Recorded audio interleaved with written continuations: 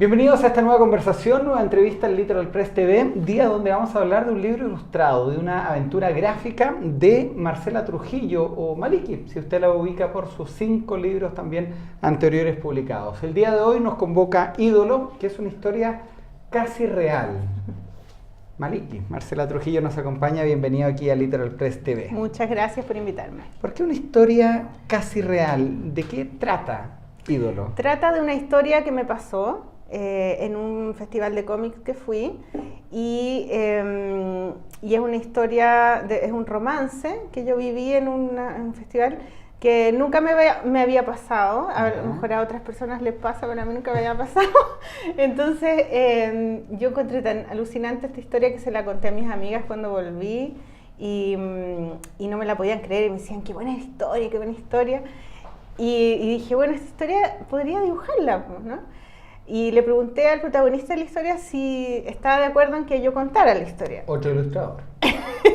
Pero no chileno. No, bueno. Y él me pidió un anonimato. Me dijo, pucha, haz lo que tú quieras, me dijo, es tu trabajo, pero si me preguntas, yo quiero que me cambies el nombre, el país, el nombre del festival, el país del festival, todo, la cara, el color del pelo, todo. Y yo dije, vale, te cambio todo. Entonces empecé a armar la historia cambiando todo, y al cambiar todo entré a la ficción. Entonces cambié, ya no era en el lugar donde fue, sino elegí Lima, y después empecé a poner gente, y empecé a poner, ya no cambiar lo que él me pidió, sino que empecé a cambiar todo, y de repente estaba haciendo ficción sin habérmelo propuesto, y fue muy bacán. Y esa Marcela, es tu primera acercamiento a cuando dijiste, wow, hice un libro de ficción, porque tus 5 libros anteriores hablaban de cosas personales tuyas. Sí, de mi vida, de mis problemas, generalmente de mis dramas. ¿Tu diario de vida? Es diarios de vida, sí. Hice el diario iluminado y después, el diario íntimo y después el diario iluminado. Yeah. Y Maliki en tinta china, que es una recopilación de todos los cómics autobiográficos en tinta china. Y después hice otro que se llamaba Quiero ser flaca y feliz, pero ese era un libro de autoayuda para bajar de peso con una psicóloga. Perfecto. Que ese lo hice hace 3 años atrás. Entonces hoy día entramos al terreno ya de la ficción, de la ficción ilustrada. ¿Cuánto demora hacer un libro que primero es bien grande, está muy bien diagramado también? Hacer un libro como Ídolo, ¿cuánto te demora entre la historia y los dibujos? Me demoré 3 años en hacer el libro. Sí, lo empecé a hacer cuando estaba terminando el otro. Y hice un proceso que nunca había hecho, que es lo que hay que hacer, digamos, que es hacer el guión, ¿no? O sea, todo el texto escrito, que eran muchas páginas en un cuaderno, así lo hice como 5 o 6 veces. Después hice un storyboard, que era como hacer cada página, pero chiquitita, como diseñar como la historia, cómo la iba a contar.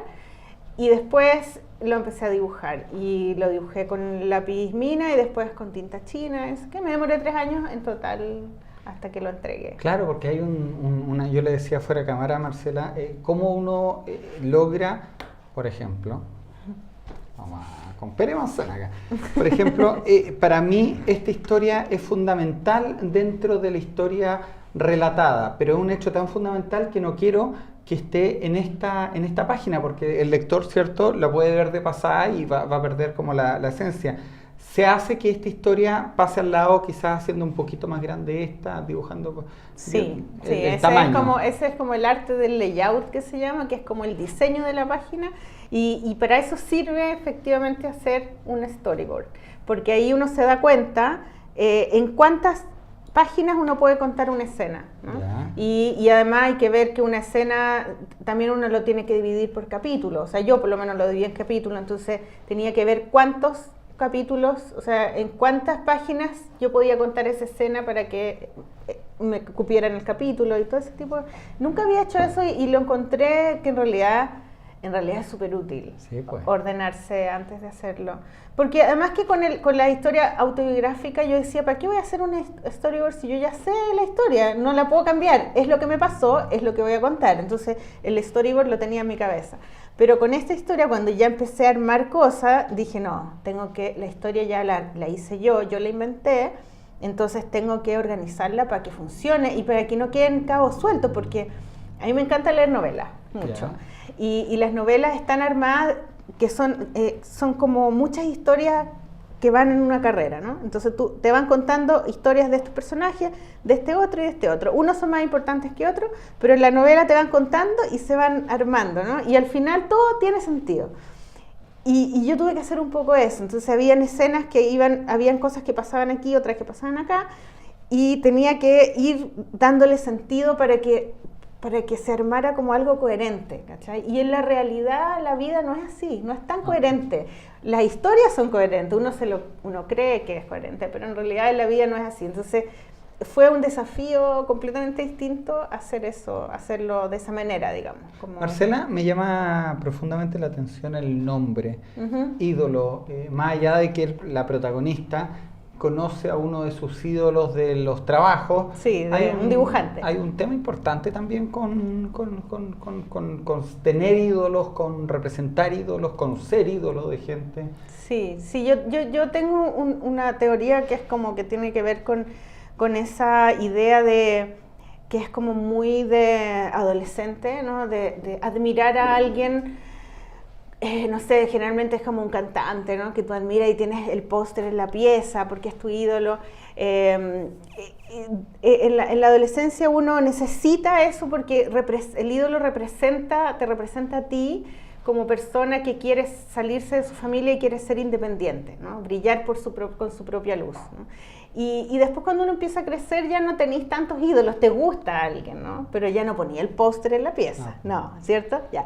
Entonces, a mí me pasa que yo sigo sintiendo esa reacción con la gente que me gusta su trabajo, como que los idolatrizo. Sí, perfecto, está perfecto. Ya. Y es algo que también he hecho mucho con los hombres, también, de que idolatro a los hombres, como que son muy bacanes, que es como una cosa muy machista, como de mi ADN, digamos, como que tengo que luchar un poco con eso, ¿no? Y por eso en el libro aparece también una monja, que es como una monja que es parte de mi inconsciente, donde yo tengo esta cosa moralista, de mi educación cristiana, ¿cachai? Que fui a muchos colegios de monjas, y lo tengo ahí como en el ADN, y como que hay una monja que me dice cosas, ¿no? Entonces también aparece esa monja, y la monja también tiene como ídolo a Dios, como que idolatriza a Dios y quiere tener éxtasis con Dios. Y también tiene que ver... Se habla de ese concepto también dentro del libro. Sí, de hecho el libro se llamó Éxtasis mucho tiempo, porque yo estaba hablando sobre el éxtasis religioso, sobre el éxtasis creativo y sobre el éxtasis sexual, ¿no? Entonces se llamó mucho tiempo Éxtasis porque yo encontraba que ídolo era muy referido al tipo ¿no? Y la historia al final como que ya... era parte de la historia, era como el centro de la historia, pero no era lo más importante. Y después, le decía a la gente, mira, el libro se llama Éxtasis, y me decían, como la droga. Y la droga nunca estaba ahí, o sea, nunca fue parte de mi guión. Entonces, después descarté la idea de éxtasis porque se refería mucho a la droga. Entonces dije, no, en realidad no tiene nada que ver con la droga. Y no le puse éxtasis, y le puse ídolo nomás. Y al final quedé contenta porque fue el primer título que se me ocurrió, y tiene mucho que ver con eso, con una cosa personal mía de querer tener ídolos, porque así yo me veo reflejado en ellos, y es una cosa muy de ego, como de que yo quiero conseguir eso, ¿no? Es algo que yo tengo que luchar, no tengo ninguna... no me siento orgullosa de tener ídolos, ¿cachai? Como que yo debiera no tenerlos, digamos. Pero lo veo que es algo que tengo yo y que tengo que luchar contra eso. Interesante eso. Y tengo que no ser tan así, digamos. Ahora, Marcela, hay un libro que estamos viendo ahora, hablando de esta historia casi real. No sé, puede que sea un prejuicio mío. Este libro no es para niños. No, es para, y ninguno de mis libros es para niños. Y los adolescentes pegan el palo, porque habla también de sexo, habla de relaciones, habla de temas de sí, tiene algunas escenas, pero no hay sexo explícito. Traté de que no fuera tan explícito porque por el tema también yo tengo 2 hijas de 11 y de 13, Que entonces... el libro de la mamá. Claro, entonces tampoco quiero que sea como un libro prohibido para que no lo vean, ¿cachai? Entonces muchas escenas de sexo están como disfrazadas con unos guacos eróticos, que son los guacos eróticos peruanos que están en el Museo del Arco y que cobran vida, entonces al ser un guaco erótico no es tan explícito porque es como una escultura, no sé, indígena, ¿me entendí? Entonces, como que traté de buscar trucos para que no fuera tan como censurado, digamos. Y el tema más central del libro no es ese, entonces tampoco quise, pero no es para niños, sí, jóvenes, jóvenes, adolescentes y adultos. En general todos mis libros son para gente con criterios formados, sí. Marcela, sexto libro, ¿qué se viene para el futuro? Ya estás trabajando, me imagino. Sí. Ustedes trabajan en paralelo mucho, ¿no?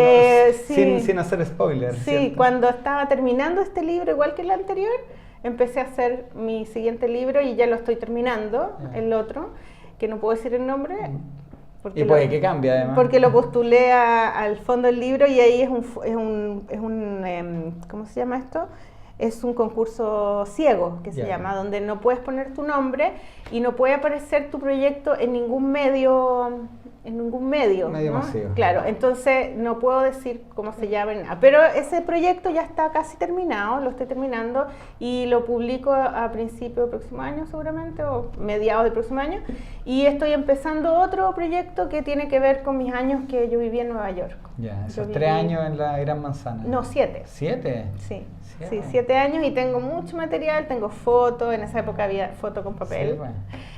Tengo postales, cartas, historias que me acuerdo también, pues, muchas. Así que estoy trabajando con eso y eso va a ser ya el siguiente, o sea, después del que viene, el siguiente. Está bien, pues no para Marcela Trujillo Melique, quien nos ha acompañado el día de hoy, hablando de Ídolo, una historia casi real, bien interesante, además que está ambientada en la siempre hermosa Lima, además se come tan rico allá. ¿Tú conoces Lima? Sí, pues sí. Qué linda es, ¿ah? ¿Y cómo se come rico? Me gustaría conocerlo mejor. Ah, ya. Le voy a rezar a Santa Rosa como la protagonista. Sí, Santa Rosa de Lima y Sarita Colonia. Salen las dos. Sarita Colonia, bueno, hay un restaurante sí, que es súper rico. Y tiene muchos elementos que me hicieron acordar de... Sí, son las dos santas, bueno, una es la monja y la otra es una santa de los